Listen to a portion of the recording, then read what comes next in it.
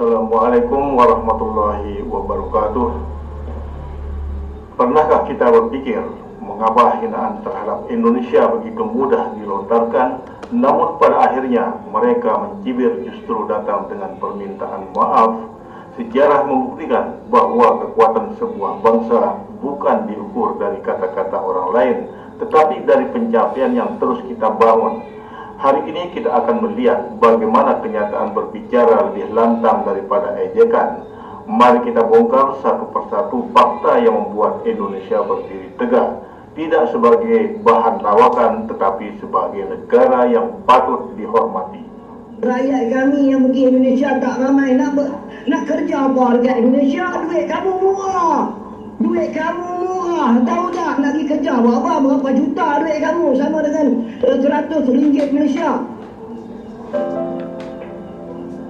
Bertemu lagi dalam edisi terjah CNK TV Suara Rakyat Mamain. Tahu saya apapun saya minta maaf ya kepada saudara saudara yang berada di mana-mana ni. Di pasar malam ramai jual bakso, aku pun makan bakso. Aku makan pecel lele. Aku makan nasi Minang. Rakyat Indonesia sudah lama bertapak di Indonesia. Saya akui, kami akui. Keturunan yang berada di Malaysia ni berasal dari Indonesia. Ini dari Mbak Juli Kalik, tipe M Malaides, keluar paling islami tapi munafik, Islam tapi judi kasino halal. Asli deh, tipe M itu spesies paling menjijikan di bumi. Sebenarnya aneh, orang-orang tipe M adalah titisan dari hikayat maling kundang. Ini kacang lupa kulitnya gitu. Jadi begitu masuk di Malaysia, mereka semua jadi Melayu. Semakin jelas bahwa slogan serumpan serumpun dan konsep ala Melayu hanyalah akal-akalan kaum Melayu palsu di negeri kasino Malaides. Tujuannya agar mereka bisa mengklaim semua budaya yang ada di Nusantara Indonesia. Tujuannya biar mereka bisa memelayukan bahasa Indonesia. Dengan cara itu pula, kaum Melayu palsu Malaysia yang sebetulnya kaum yang kerdil, penakut, dan lemah, biar menjadi tampak hebat. Biar mereka tampak besar, terutama buat menghadapi kaum Cina dan India, serta masyarakat Sabah Sarawak di Malaysia. Dengan kata lain, slogan serumpan serumpun dan konsep ala Melayu demi kepentingan kaum Melayu kasino Malaides semata-mata. Buktinya mereka justru suka menghina bangsa, bahasa, rakyat, dan negara Indonesia. Selama ini kaum Melayu Malaysia selalu merasa lebih kaya dan lebih makmur. Padahal mereka hidup dari subsidi yang didapat dari pajak judi kasino. Dan yang benar-benar kaya di Malaysia adalah kaum Cina. Mereka juga merasa jadi kaum yang paling hebat. Padahal mereka juga keturunan kaum pendatang atau buruh migran. Mereka bahkan hanyalah hamba-hamba raja.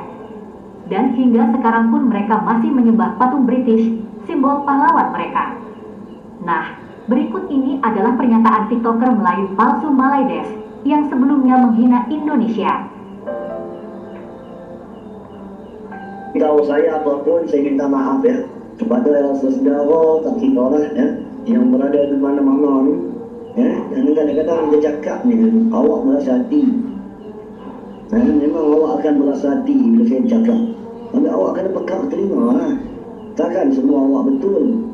Bila kita cakap pak menjaga, mempertahankan kedaulatan negara, awak kena faham lah. Saya minta maaf lah. Saya pun ramai kawan-kawan Indonesia yang saya bersahabat yang ada di Malaysia, orang Riau, orang Aceh, ramai teman-teman saya. Betul tak? Yang dah ada di sini, yang baik-baik sama kita. Jadi yang bising-bising ni, yang beberapa kerat orang, ramai rakyat Indonesia yang menghubungi saya. Dia beritahu jangan melayan beberapa kerat warga Indonesia yang tidak boleh terima kenyataan masuk negara orang dengan secara legal.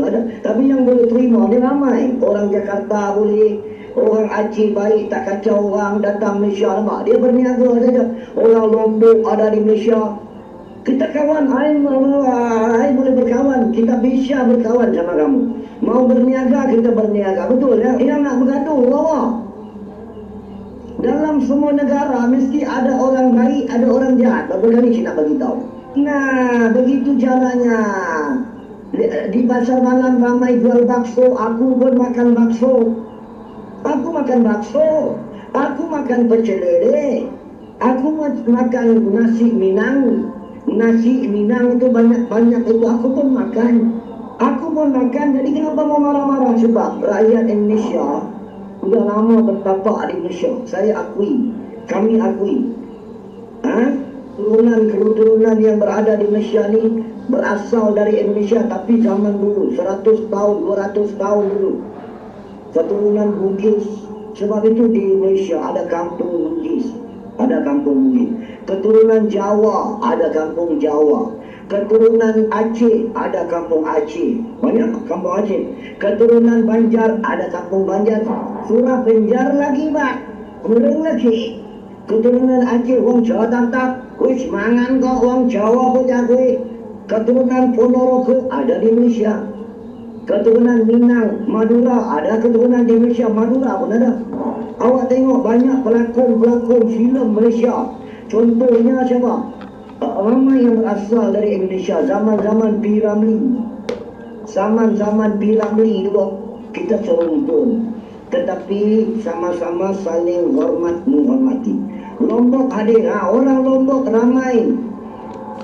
Kalau kamu berada di Malaysia, kami layan kamu baik-baik aja dong, nggak marah-marah. Kamu mencari rezeki kan?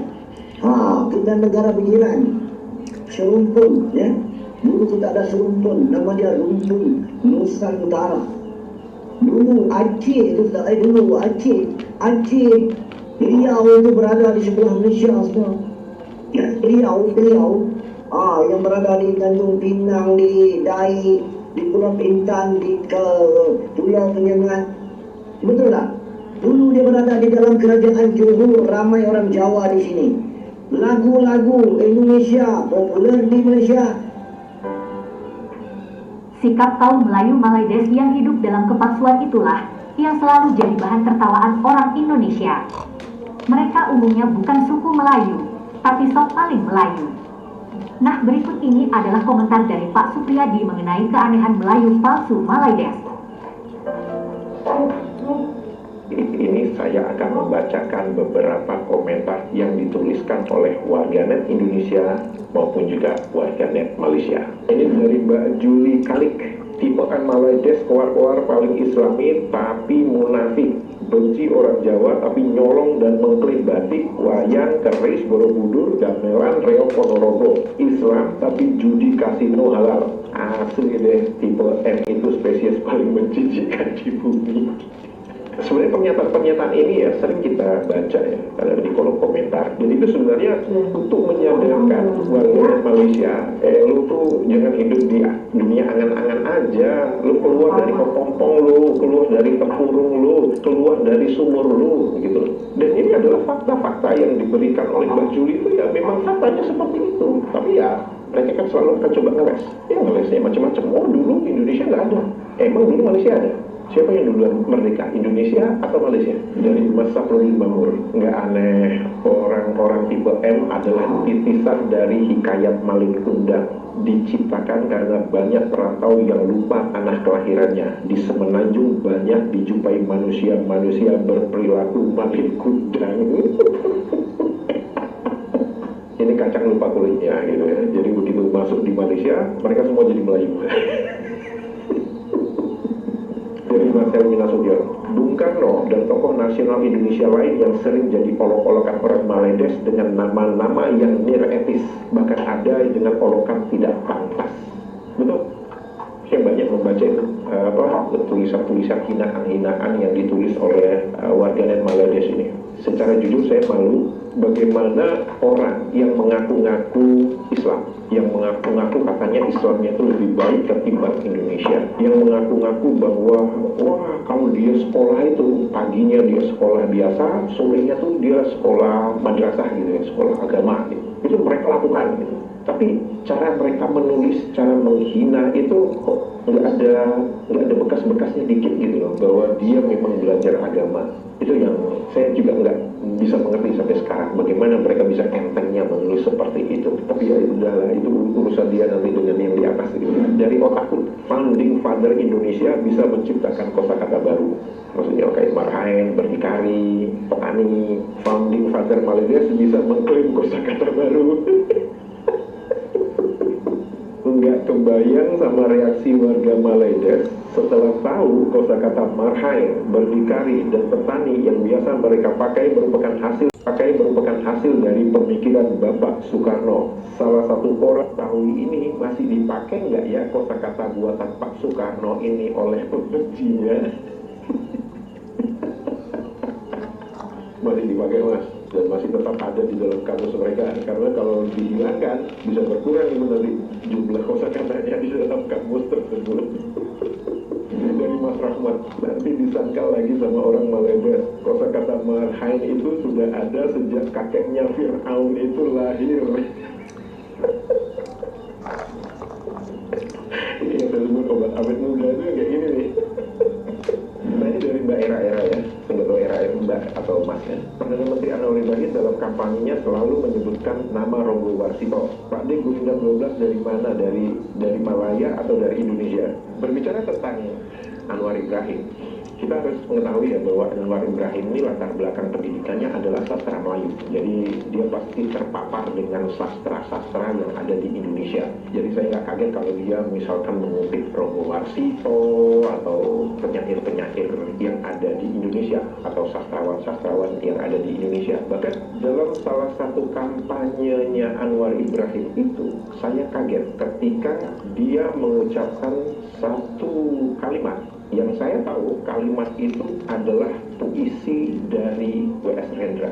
Ya, kita tahu siapa W.S. Rendra itu, seorang penyair sastrawan Indonesia yang terkenal. Puisi dari W.S. Rendra itu dijadikan lirik lagu dalam lagunya Iwan Fals dengan grupnya itu dulu Kantata Takwa ya, dan ada judul lagunya Paman Doblang. Di dalam lirik lagu Paman Doblang yang ditulis oleh W.S. Rendra itu terdapat kalimat seperti ini: dan perjuangan adalah pelaksanaan kata-kata. Kalimat itu diucapkan oleh Anwar Ibrahim ketika dia berkampanye. Begitulah keanehan kaum Melayu palsu Malaydes. Dulu hinaan terhadap Indonesia seringkali menjadi bahan perbincangan yang tak berujung. Namun, waktu telah membuktikan bahwa setiap ejekan hanya memperlihatkan ketidakpahaman dan kurangnya penghargaan terhadap kekayaan budaya serta potensi bangsa ini. Kini permintaan maaf datang dari mereka yang dulu meremehkan. Sebuah pelajaran bahwa menghormati sesama adalah jalan terbaik untuk membangun hubungan yang lebih baik. Indonesia bukanlah bahan lawakan, Indonesia adalah kebanggaan yang tak tergoyahkan. Menghina bukanlah tanda kekuatan, melainkan kelemahan yang tersembunyi di balik kata-kata. Setiap ejekan yang dilontarkan hanya mencerminkan ketidakmampuan untuk memahami dan menghargai keberagaman. Ingatlah, roda kehidupan terus berputar. Apa yang Anda hina dari ini bisa menjadi suatu yang Anda hormati di masa depan. Mari kita belajar untuk saling menghormati, karena dunia ini terlalu indah untuk diisi dengan kebencian. Adapun beberapa bukti yang menunjukkan bahwa hinaan terhadap Indonesia tidak sesuai dengan kenyataan. Yang pertama, kemajuan ekonomi dan infrastruktur. Indonesia terus berkembang sebagai salah satu ekonomi terbesar di Asia. Indonesia terus berkembang sebagai salah satu ekonomi terbesar di Asia Tenggara. Pembangunan infrastruktur seperti jalan tol, bandara, dan transportasi publik semakin pesat, membuktikan bahwa negara ini memiliki daya saing tinggi. Yang kedua, prestasi internasional. Indonesia telah mencetak banyak prestasi di berbagai bidang, termasuk olahraga, teknologi, dan seni. Misalnya, atlet Indonesia sering meraih medali di ajang internasional, dan industri kreatif seperti film dan musik semakin dikenal di dunia. Yang ketiga, kekuatan hukum dan demokrasi. Meskipun masih ada tantangan, Indonesia terus berupaya membuat sistem hukum dan demokrasi. Reformasi hukum dan kebijakan menunjukkan bahwa negara ini berkomitmen untuk meningkatkan keadilan dan transparansi. Hari ini kita telah melihat bagaimana ejekan terhadap Indonesia yang seringkali tidak berdasar dan justru berbalik menjadi pengakuan serta permintaan maaf. Ini bukan hanya tentang membuktikan siapa yang benar, tetapi tentang bagaimana sebuah bangsa terus tumbuh dan berkembang tanpa perlu merendahkan orang lain. Semoga ini menjadi pelajaran bagi kita semua bahwa menghormati dan memahami jauh lebih berarti daripada sekedar mencibir. Terima kasih telah menyaksikan, dan ingatlah, Indonesia bukanlah bahan lawakan. Indonesia adalah kebanggaan.